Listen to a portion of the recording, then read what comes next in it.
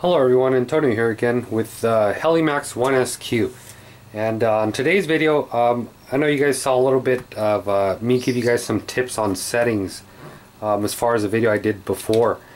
But today's video is pretty much on for you guys out there that want to be flipping this thing and are looking for the best settings. Pretty much I did all the hard work for you already.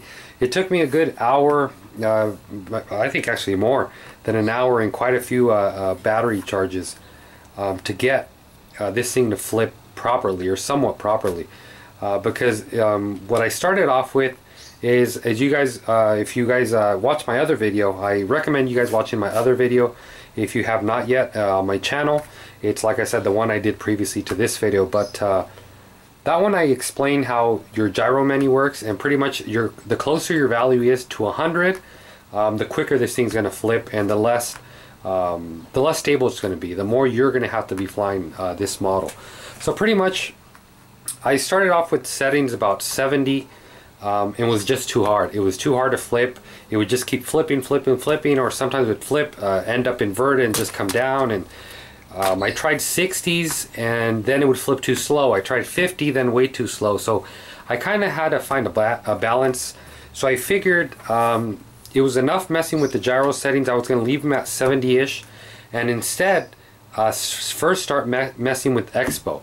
I was going to do dual rate first, see what that did, but essentially I did a little bit of thinking, and I figured that if I adjust Expo, it would have a bigger change on the way this model flipped, and sure enough, my theory worked. So once again, today's video is pretty much for you guys out there wanting to flip it, and for you guys out there wanting to do some aggressive flying. Pretty much no flipping at all. So especially on aggressive flying, there's a fine balance between having your gain too high or too low. In this case, too high, what's going to happen is you're going to have to be flying the model more. So especially today, I got a windy day here in Southern California. Winds are gusting about 13 miles an hour. So if I want to make it super agile, you would think I would increase that number closer to 100. But what would actually happen is in forward flight, especially on crosswind, instead of this thing tracking perfectly straight, what we're going to get is a little bit of drifting. So once again, it's a perfect balance, and like I said, I did all the hard work for you guys. So I'm going to give you guys those two settings here today, as well as another little tip I recommend you guys doing here. A few of you guys out there, especially in the plane department, you might be asking yourself, so how exactly can I set up my gyro or my gyro settings as the dual rate setting? So you guys might not be able to know that. For you Spectrum guys out there, when you enter the gyro menu, you're going to have an option of being able to put this switch on a flight mode switch. So you will actually have 3 settings. So every time, if this were a Spectrum radio, every time you flip this switch here, you'd be able to cycle through the gyro menus as well. You can assign dual rates to those. So what I would do in this case is when the switch is farther away from you, that would be low rates. In other words, when you're holding the radio like so, all the way down would be low, mid, high rate. On this Futaba, we have what we call conditions. For you 8FG guys out there, for pretty much all you Futaba guys out there, I would highly recommend setting it up in conditions. Make this your flight condition switch, and I'm going to power up my radio here and show you guys a little bit more of what I'm talking about. So, as we see, as I enter here on my model, as we can see, there's a menu there called conditions. So you can see normal, idle up 1, idle up 2 is set up on switch SE, which will be here. SE is right here. So we have that set up there, and that's pretty much straightforward. Another good thing you can do with conditions, it also works on Spectrum as well, just it's not named the same, but your dual rate. So you can see here, as I flip my dual rate, my condition is going to change. Right now I'm in normal, idle up 1, idle up 2. As I flip here, my condition switch. And like I said, Spectrum is pretty much the same thing. It's just what I like to call a different language. So the first thing I'm going to cover here for setup, I'm going to cover 2 settings. I'm going to cover settings for you guys that want to fly aggressively but yet have good control over the model and just have it tracking really well. My second settings are going to be for you guys just wanting to flip it. Flipping, I'm going to get a video here as my girlfriend gets home here, hopefully in the next 30-40 minutes. Hopefully she can record me showing you guys how it flips. But like I said, the first settings here are going to be for you guys just wanting a nice tracking sport flying machine. So we're going to enter in our dual rate. Spectrum would be exactly the same, except instead of this value being -40 on your radio, it's going to be +40, +40. So for Futaba, negative, Spectrum, positive. So once again, your Expo, we're in Futaba, so we're going to do -40, -40. Spectrum, we're going to do +40, +40 Expo. Your dual rate, you can leave it at 100 and 100. That's what I left mine at. If you want to tweak that down a bit, if it's a little bit too aggressive for you, you can bring that down to, let's say, 60, 65. But if you're doing aggressive flying, I'm assuming you feel pretty comfortable here with this model. And it's not overly aggressive. It's a nice controlled flight. You have good authority over it while still having great stabilization over it. So that's your dual rate. Another thing you're going to want to do, once again, this for aggressive sport flying, is you want to have your gyro menu, you want to set that percentage be at 50. Spectrum, I believe it should be 50 as well. Like I said, I can't confirm that, but hopefully someone watching this video, they can hopefully confirm that. I believe the values are the same, but for Futaba, you want to have that at 50. And that's pretty much it. Those are your two settings you want if you want to do aggressive sport flying. For you guys out there wanting to flip it, and you're like, I just want to flip this thing. Okay, well, once again, I did the hard work for you guys. So we're going to flip our condition all the way up to idle up 2. And right here, these are the magic numbers here. Your dual rate, you want to leave the aileron and elevator both at 100. And your Expo, you want to put that at -60. -60 is a good number to start off with. You can put it as low as -50, -40. But if you want it to not kind of overcompensate after it's done doing the flipping, and what I mean by that, when this thing flips, what's going to happen if your number is too low, you're going to flip. When it gets leveled again, you're going to try and fly it, but what's going to happen is it's just going to be hunting everywhere. With the setting at 60, it flips, it keeps going, and boom, it overcompensates just a tad, but it stays right in there. One thing you want to watch out for is your aileron, you're going to set it up at -60, -60. Your elevator, you're actually going to put that at -50, -50. The reason for that is because I noticed this thing flips right and left axis a lot faster than it would flip forward or backward. Not sure why, but it just does. It could be this one here specific.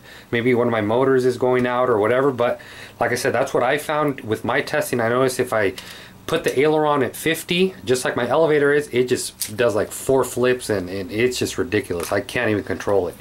But with -60 on aileron, -50 on elevator, it gives you, perfect setting. For you Spectrum guys out there, +50 on elevator, +60 on aileron. And one thing I forgot to mention as well, for sport, we're going back to sport, aggressive flying. Make sure, where are we? Okay, for sport aggressive flying, your aileron is going to be at -40, and as well your elevator, you can leave that at -40 as well. For Spectrum, +40, +40. Those you don't need to set the values differently. I mean, it pretty much, I didn't see a need for it at all since we're not flipping. So going back to flipping mode, so once again, 60 on aileron, 50 on elevator, and we want to set up our gyro. If I remember, I think it's 72 or 71. Yeah, at 71. 72 was kind of too aggressive. Again, it wasn't that stable. 71, it wouldn't flip as fast as I wanted. So, or sorry, 70, it wouldn't flip as fast as I wanted. I noticed the magic number there is 71. I believe it should be 71 on Spectrum as well. You can try it out there, but yeah, I mean, pretty much those are the magic numbers. And it took me a while to get to flip this thing correct. I've been flipping other quads out there in the market, like the Horizon NQX, the Ladybird, plenty of different ones. Typically, what I'm used to doing, let me put my radio here. Get out of that menu. Well, hopefully I didn't move anything. Okay. So what I'm used to doing is kind of, watch my right hand here, and I'm going to simulate it here with the quad. What I'm used to doing is going right, and then kind of there, letting go. That's what I'm used to doing. I'm sure that's what a lot of you guys are used to doing, especially in planes. If you fly planes, especially, that's kind of how you do a roll, or even a forward. You know, you go forward. Let me hold this a different angle. But you go forward, you hold it, hold it, hold it, hold it, and as it levels out, you release. But if you do that here on this quad, it's kind of not going to work. What you'll get a lot of the times is you're going to have it flip like this, and it'll just stay there and just come straight to the ground. It took me a while to figure that out. I'm not sure why. What this quad likes, it likes you to be giving it input through the whole maneuver and probably a few seconds after the maneuver. So I'm going to simulate, I'm going to do an aileron roll here with this little quad, or simulate it, and I want you to watch my right hand. So we're here in the roll, we're full. Right about here, we're backing off about there, but still holding it. Still holding it, and still holding it, and then you'll kind of see it do its own thing, and then it'll stabilize. And then once it stabilizes, then you let go. So pretty much, you want to give it full till it's, you know, 3/4 of the way through the roll. And if that's neutral, you want to hold it right about there. Like I said, it takes about 2 seconds after the roll to get it to properly compensate. Not sure why it does it, but it does. Same with elevator rolls. It's the same exact thing. I tried rolling it like I rolled other quads and I roll planes. Just, you know, you hold it, and when it levels out, you let go. That's not going to work here. It's probably going to drift to the left if you did a right roll, or drift to the right if you did a left roll. So you want to give input, like I said, not full input when it's 3/4 of the way in the flip. So let's say if you start a roll, you're full. Right about here, if that was full, you back off just about there. She's going to level out, and you still hold it. You hold it, you hold it. She's going to do her own thing, then you let go. A lot of this is getting used to in timing, but once you get it, you're gonna. It's just your flips are going to be money. Another tip I want to give you guys, especially here on your left stick, I'm also going to simulate it here. Let's say we're doing a. I'm right-handed, so I want to hold this in the right hand. Let's say you're doing an elevator flip. For your throttle, it's pretty simple. The model's going to be hovering right about there. So what you're going to do, you're going to be here. You're going to give it full throttle, and right about there, you're going to back off just a little bit under, maybe about a 1/4 stick. You're going to back off right there. As it's coming around, again, you start giving it positive when the bottom side is kind of coming up. You don't want to do it too early, because then it's going to come back as you give it throttle. It's just, like I said, it's a matter of timing. The only thing, like I said, that really was making it super hard to do the flip is you must leave your stick input, like about half of it from your initial full. So as long as you remember that stick input and you put my settings in, you guys are going to have a great flipping little 1SQ. Like I said, I hope to get a video up here as soon as my girlfriend gets home, and she can record me. But if you guys have any questions on any settings, or maybe you guys want me to customize a beginner setting for you, you can send me a message. I would be more than happy to send you over numbers that should work for you learning. So I really hope you guys enjoyed this video. Be sure to subscribe to my channel. As well, be sure to check out my Facebook page called Antonio RC. There you guys can see me posting just tons of new stuff, you know, new releases. Just, you know, we can have a good time. You guys can post pictures on what you're building, or maybe you want to ask me a question, recommendation, whatever. Be sure to check out my Facebook. As always, guys, thanks for watching. Till next time.